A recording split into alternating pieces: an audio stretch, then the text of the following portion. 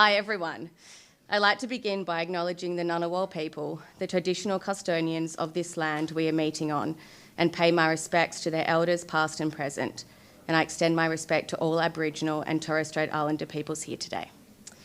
I'd also like to thank Tom and the committee for the opportunity to speak to you, my fellow speakers, and everyone who has come along tonight.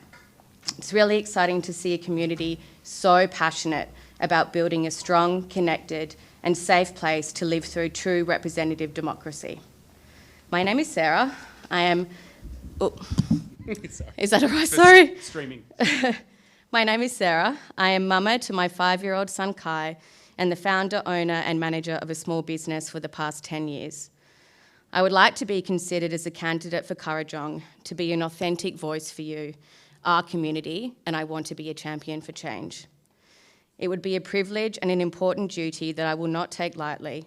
In fact, I relish the task of working arm in arm with other candidates and MLAs and experts to build a better future for us and the next generations to come.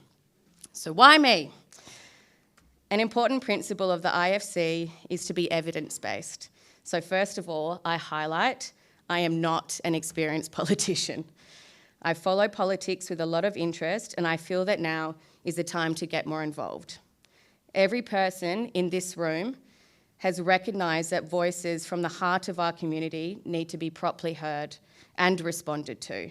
And I would like to put my hand up for the task of being a driving force for that change by working with others to make this happen. I will be learning as I go to some extent, but I am confident that I bring many qualities that could be utilised to support this community, and that is why I'm here. My personal journey to this stage has been shaped by principles of hard work, honesty, empathy, and integrity from my family and a long line of trailblazing women. This includes my great-grandmother Edith, who raised 9 children through 2 wars, my nonna Rose, who campaigned passionately for the forests in WA in the 70s and remained an advocate for Australia's environment until she passed last year. My auntie Helen, who sits upon multiple boards across Australia, and my mother Jane, who is a retired doctor, all raised me to believe that every voice, every single concern, and every perspective within our community matters. This is my foundation of my commitment to you. As a small business owner for the last 10 years and a single mother for the last 4, I have high aspirations for my family and have experienced firsthand many frustrations and challenges that individuals and families in our community face.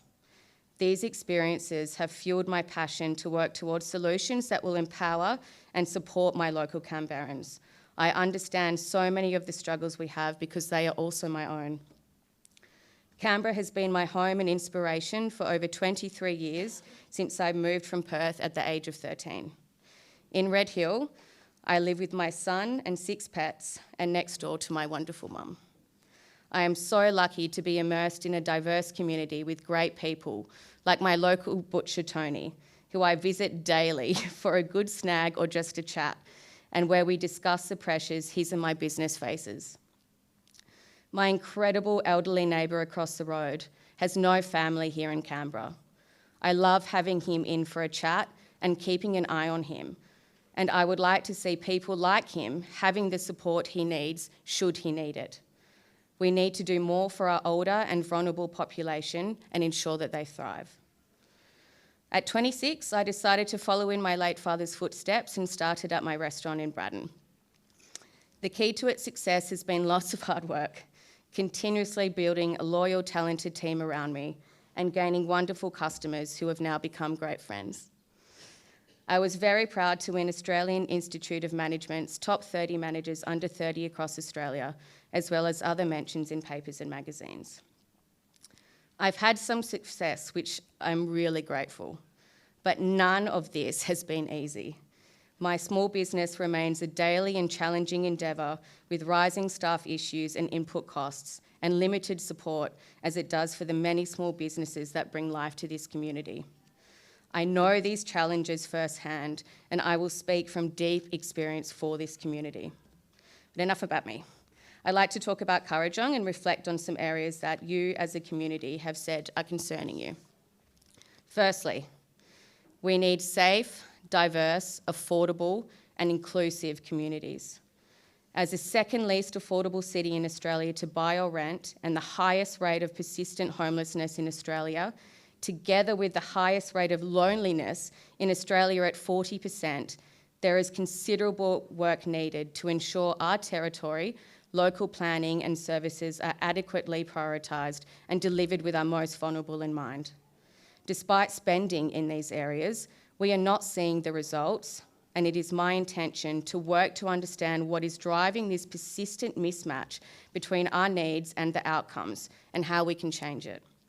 Secondly, we need thriving businesses and grassroots organisations to connect our community. The heart of any community is the small businesses and vital community organisations that underpin our needs. Kurrajong is no exception.